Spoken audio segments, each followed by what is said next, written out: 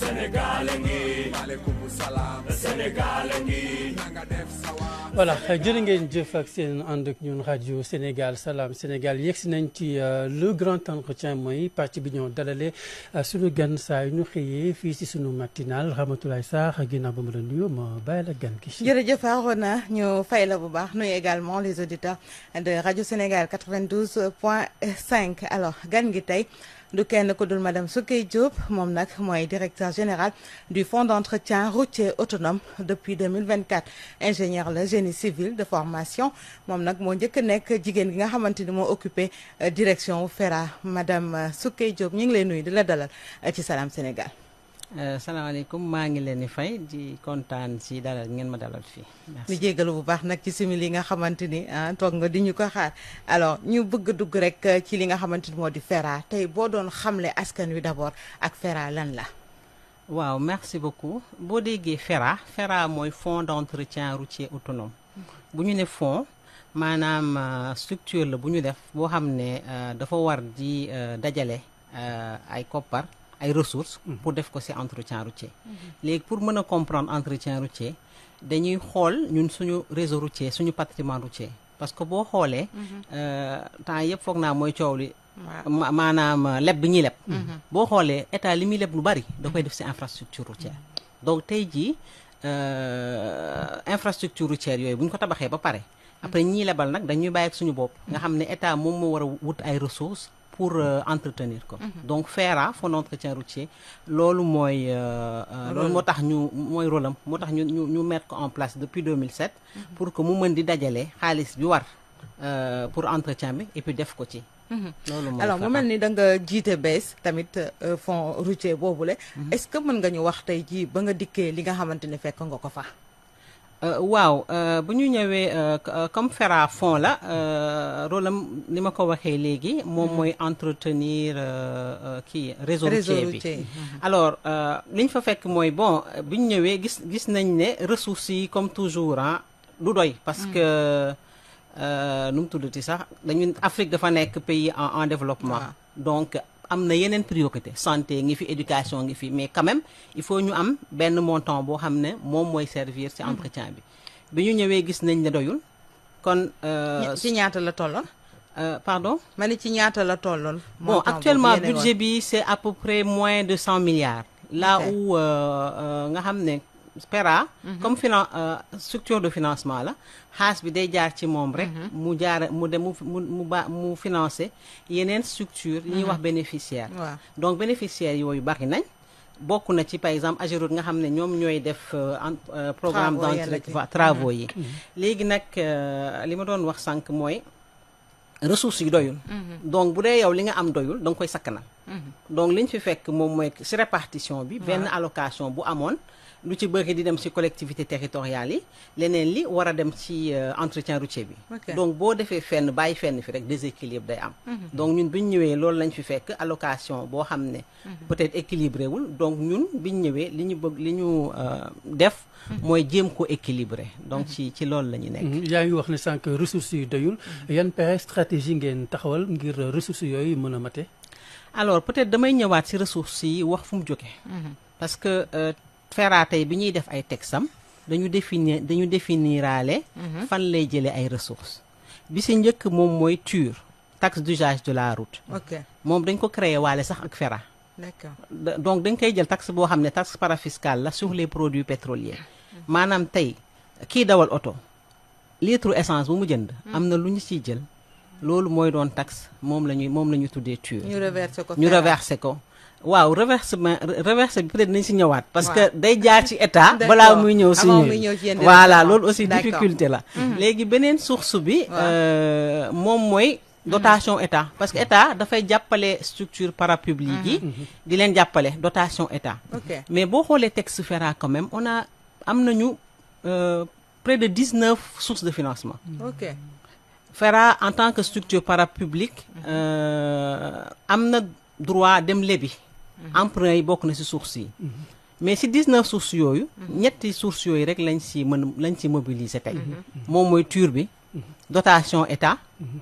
ak emprunt yi nga xamante ne FERA day dem lebi. d'accord te pourtant ci texte yi am na yeneen source mu mel ni lépp lu jëm ci exploitation de la route mooy ay recettes de péage ay recettes de pesage ay publicité par exemple occupation de la route yooyu yëpp ay source la kon yéen bëri ngeen fi nga xamante ni fa lay fa la ñu war a génnee fa la war a génne déet est-ce que génn gu fa voilà loolu mooy actuellement loolu mooy défi bi la tax war génn gu fa nag parce que texte yi dañu ko annoncé mais modalité d'exécution yi jotuñu ko définir d'accord parce que pays sous développement lañu source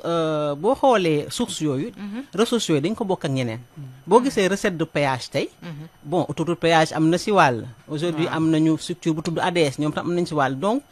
ay mécanisme lañu yu ñu war a teg la ay arrêté peut-être même interministériel pour mën a am les modalités de mobilisation concrète donc vraiment ñun loolu bokk na ci suñuy défi xool nu ñuy élargir assiette bi ba nga xam ne ressources yooyu ñun ñuy recevoir mu mën gën a bari parce que besoin yi moom du xaar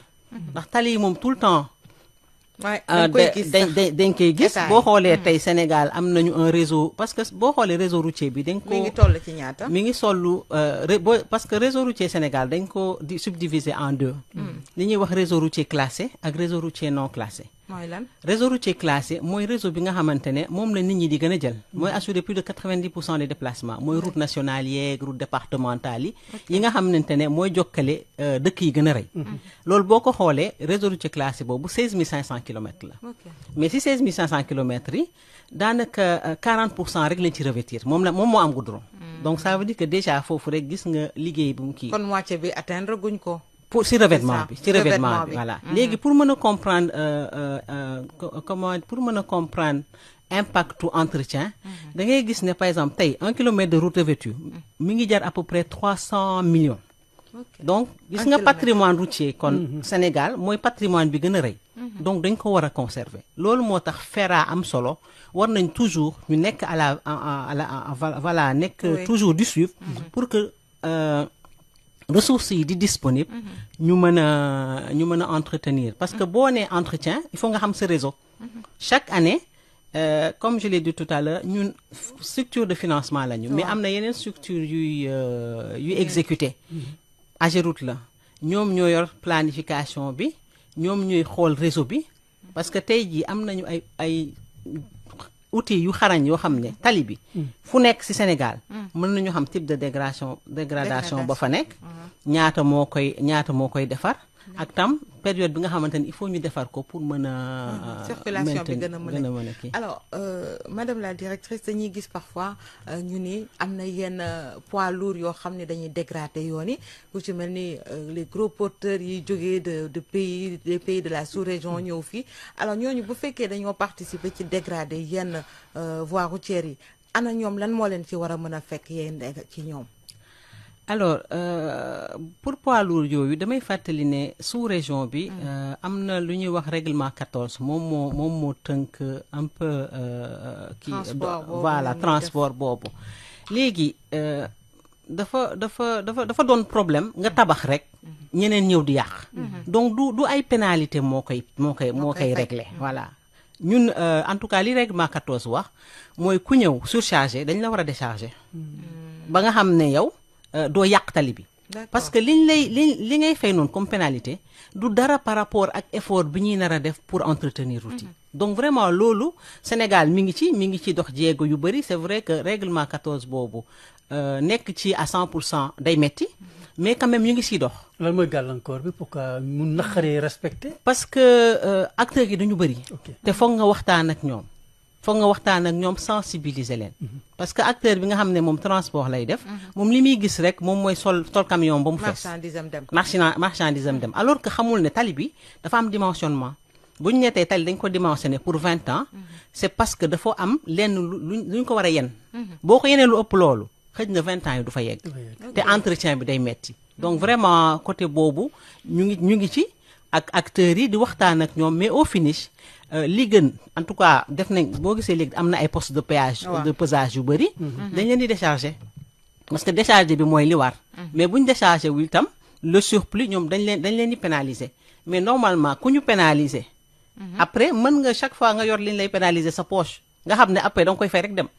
mais idée bi mooy non seulement ñu pénaliser la. mais tam ñu décharger surplus bi. nga xam ne doo yàq tali bi. d'accord vraiment. alors tey jii aussi acteurs yi nga xamante ni ñoo ci nekk muy bu ñu xoolee fii au niveau national dégradation yenn routes yi yaa ngi wax que ni travaux yu ni mel waa AGEROUTE tamit ñoom ñoo ci liggéey yéen loolu nan ngeen koy doxalee entre AGEROUTE ak yéen fonds bi nga xamante ni yaa ko jiite. waaw alors peut-être foofu lu may préciser mooy mise en place su fonds yi dafa li ñuy wax règlement 11 moom moo propulsé au niveau de l'UEMOA moom moo encouragé woon état yi. pour ñu wut ay fonds et puis harmoniser stratégie d'entretien yi. donc ci loolu la après FERA juddu mais boo xoolee texte boobu dañu ne ci entretien 3 fonctions moo am la fonction de planification. La fonction de programmation ak la fonction de financement. léegi fonction de financement moom dafa incompatible ak yeneen fonction yi. loolu moo tax kii financé. moom financé rek lay def waru nekk sax dans l'opérationnel.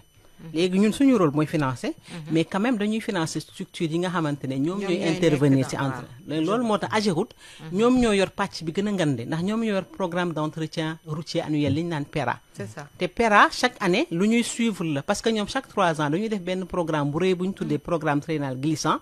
nga xam ne dañuy parcourir tali yëpp Sénégal yëpp. xool niveau de dégradation yi fu mu toll. xool lan moo koy saafara léegi tënk ko.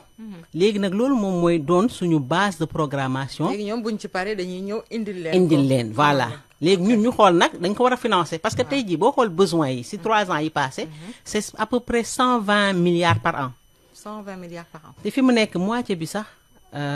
financé wuñu ko. parce que ressources yi doyul. donc gis nga besoin d'entretien yi gap bi nekk entre besoin d'entretien yi ak ressources disponibles yi donc foofu la liggéey bi nekk réellement donc AGEROUTE loolu mooy seen rôle. alors madame Soukeye Diop ndax mën nga ñoo defal évaluation xayma seen intervention ci collectivités territoriales yi. alors léegi pour wax la pour mën a comprendre collectivités territoriales lu tax ñu fay intervenir ñoom tam ay bénéficiaires lañu. wax naa sànq ne réseau bi ñaari pàcc la réseau routier classé ak réseau routier non classé.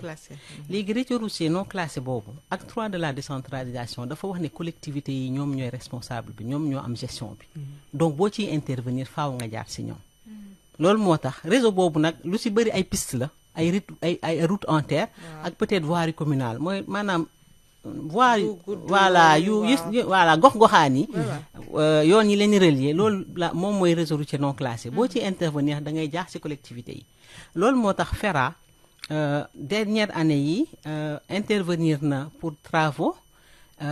signer ay convention parce que booy intervenir da ngay jaar ci collectivité yi signer ak ñoom convention pour mën a financer parce que am na 2 types de financement financer nañu ay travaux parce que ñoom dañoo am ay besoins financer nañu tam li ñuy wax programme xëyu ndaw ñi boobu aussi ci financement au niveau des collectivités la jaare mais toujours dans le cadre de l'entretien routier parce que ñun toujours suñu rôle dañu mel na maanaam bàjjanu gox ñun day jaar ci ñun ñu financer képp kuy intervenir ci réseau routier bi donc intervention collectivité yi noonu lañ fay noonu la fa demee. alors mu mel ni dafa am tamit yëngu-yëngu ñu sentir ci ñenn ñi peut-être ci liggéey yi ou bien conditions yi nga xamante ni ñu ngi ci est-ce que également ñi nekk ci seen ñi bokkee ci yenn conditions de travail yi nga xamante ni war nañ ko yellool yéen a ngi leen koy jox également. waaw xam nga sànq maa ngi wax ci collectivité territoriale yi. te foofu dafa jar bu baax ñu leeral. ndax lu ci bëri li ñuy dégg ci travailleurs yi dañ naan travailleuru FERA. alors que ñooñu duñu ay travailleuru FERA. loolu dafa jar leeral. parce que xam nga tey jii ñi nekk RTS. travail RTS lañ parce que dañu am contrat ak RTS. ñooñu nag amuñu contrat ak FERA. kan lañu amal contrat. mairie yi la ñu amal contrat parce que ñun dañuy mairie yi la ñuy signer convention ñoom ñu signer ay contrat de prestation ak agent yooyu nga xam ne ñoom ñooy def entretien courant bi. donc loolu mooy seen lien bi nag mooy comme FERA mooy fay. dafa jaare ko ci mairie yi. mais loolu sous-traitance non ça n'a rien à voir également du sous-traitance parce que pour intervenir ci benn collectivité par exemple ñoom ma jëlee exemple benn collectivité bu am par exemple par rapport ak sa population et tout bu am par exemple 100 agents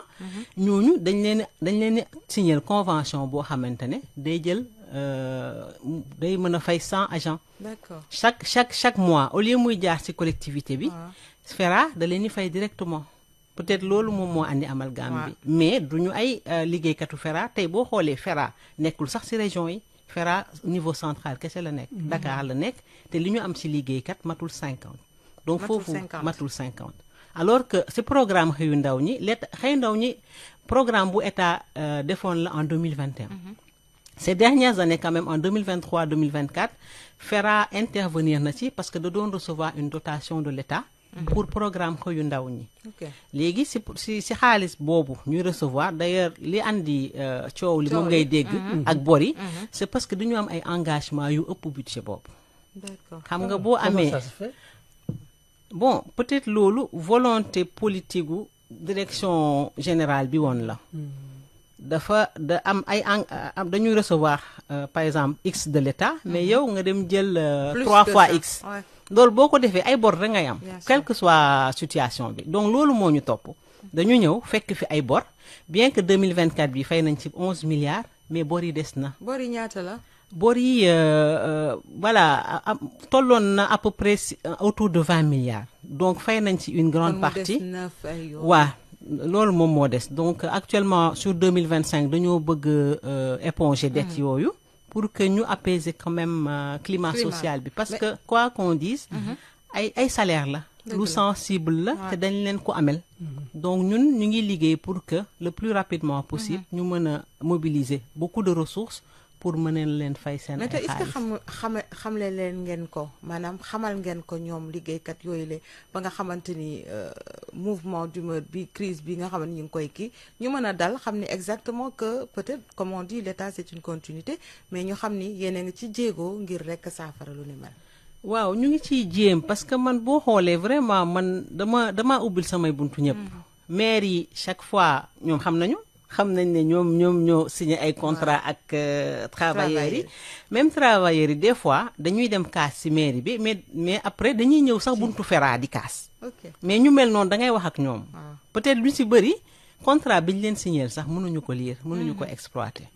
donc lu ci bëri loolu am na ci méconnaissance xamuñu exactement mais da nga leen di expliquer lii de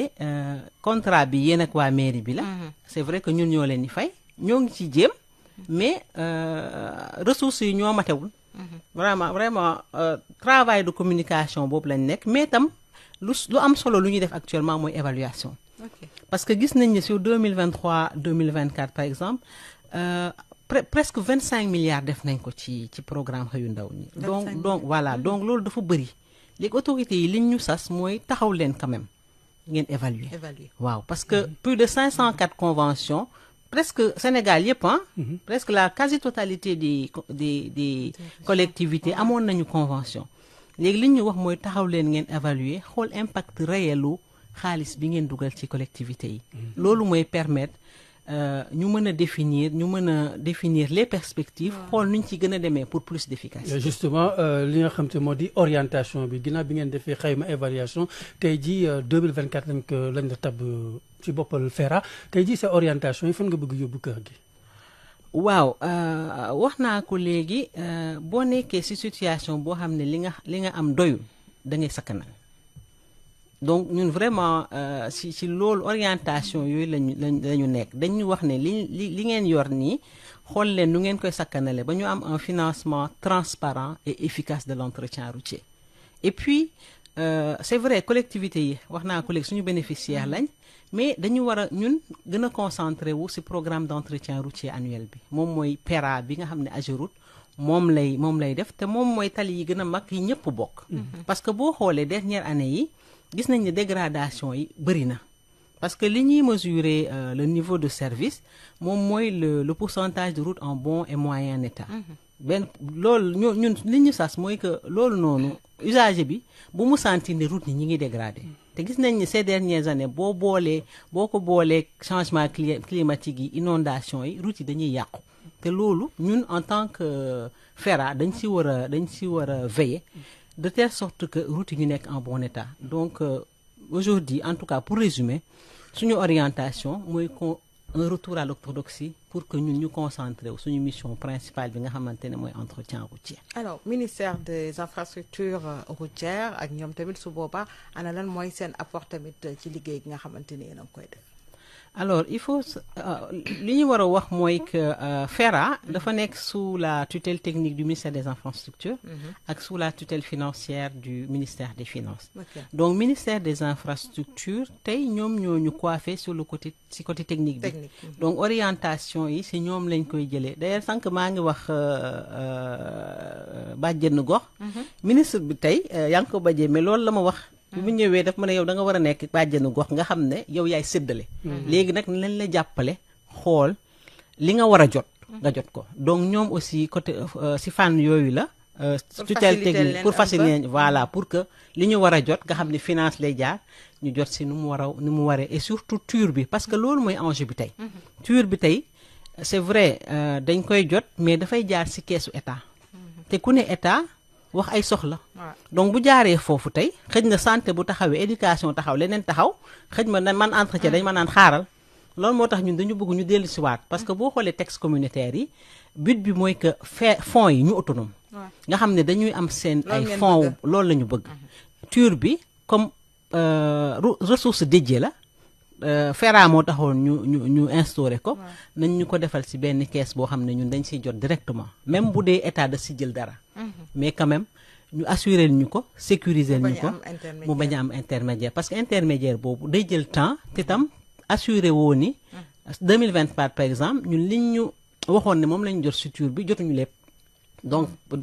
voilà. lan la ñu waxoon la ñuy jox structure bi ak ñaata la ñuy jot. structure bi bon sur 2024 amoon nañu budget wu quand même 53 milliards. mais 51 milliards kese lañ si jot. donc voilà à peu près 80% mais yeneen année yi aussi day am année yoo xam ne dañ si jot moins vraiment mais du ñu jot lépp. alors que avant bi TUR bi nekkee ci benn compte dédié dañu daan jot TUR bi yëpp. dañ ci daan jot et puis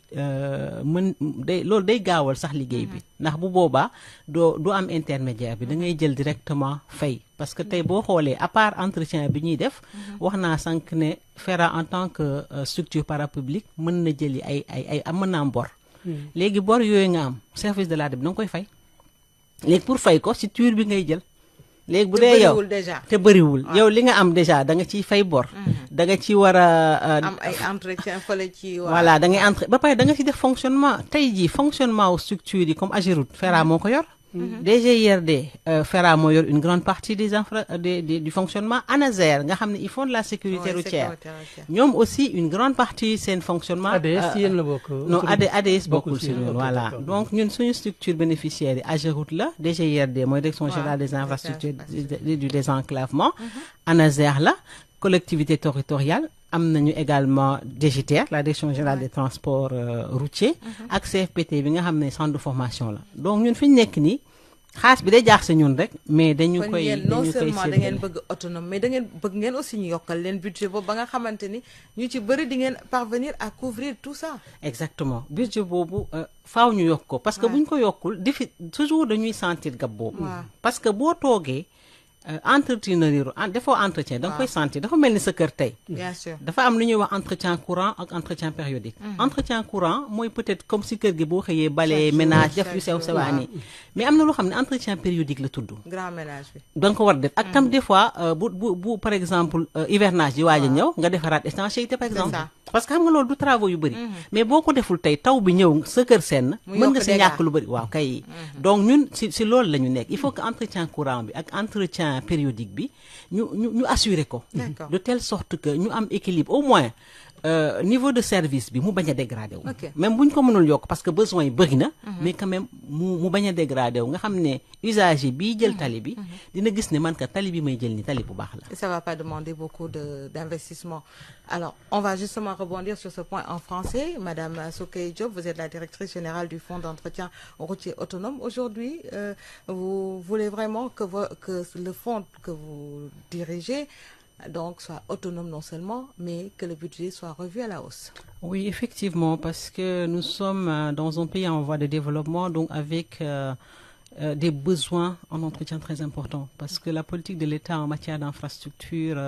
ces dernières années a été vraiment faite de manière a suivi une croissance qu'il faudrait que l'entretien suive également. Donc de ce point de vue-là, il est important que le FERA puisse être autonome pour pouvoir assurer efficacement l'entretien routier. Aujourd'hui, quand on regarde les besoins d'entretien, nous sommes à peu près à 120 milliards par an et nous ne couvrons même pas la moitié. Donc, ce qui veut dire que l'entretien routier est fait avec une priorisation, ce qui n'est pas le schéma idéal. Mais quand même, il faudrait faire avec la priorisation et intervenir, disons, sur les axes les plus prioritaires, sachant que en ce moment-là, il y a d'autres actes qui sont en train de se dégrader. Donc, c'est une stratégie qu'il faut mettre en place pour mobiliser le maximum de ressources pour pouvoir assurer de manière convenable l'entretien routier. Alors, voulez-vous également lever un coin du voile sur cette crise, je dirais, donc un peu agitée de certains travailleurs? Est-ce que vous pouvez être beaucoup plus explicite par rapport à ce problème? Alors, à ce niveau-là, quand même, j'aimerais faire une précision importante. Oui. Ces travailleurs du FERA ne sont pas des travailleurs du FERA en réalité parce qu'il n'y a pas de lien contractuel. Ce sont des travailleurs des collectivités territoriales avec lesquels le FERA a signé des conventions de financement. Parce que dans le cadre de l'axe 3 de la décentralisation, il est conféré à ces collectivités la gestion du réseau non classé. Il faut savoir que le réseau routier du Sénégal est subdivisé en deux catégories. Le réseau classé et le réseau non classé. Pour intervenir sur le réseau non classé, le FERA passe par les collectivités avec qui il signe des conventions. Maintenant, dans le cadre de ces conventions-là, il y a une part travaux, mais il y a également une part entretien routier effectué effectivement par ces agents du FERA qui sont des cantonniers qui s'occupent du balayage et de l'entretien courant. Donc c'est dans ce cadre-là que des contrats de prestations ont été signés entre les communes et ces agents-là, mais quand même qui sont payés via la convention. Donc c'est ça l'intervention. Et je précise que cette intervention-là s'est faite dans le cadre du programme Ryundaouni que l'État avait mis en place en 2021 et pour lequel le FERA recevait une dotation pour assurer le paiement des cantonniers. D'accord. Alors le réseau routier classé est sur combien de kilomètres actuellement et celui non classé? Alors le réseau classé est à peu près sur 16 500 kilomètres et à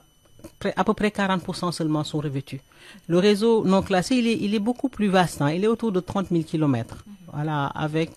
mais il est essentiellement composé des routes en terre, des pistes et de voiries communales. Merci beaucoup, Madame la directrice générale du Fonds d'entretien routier autonome, Madame Sokey Diop, à la tête donc depuis juin 2024. Et je rappelle également que vous êtes cadre au niveau du mouvement des cadres de PASTEF, excusez la répétition, au niveau de Moncap. C'est bien ça? Oui, c'est cela. Sénégal vous remercie. Merci, c'est moi qui vous remercie. Merci beaucoup.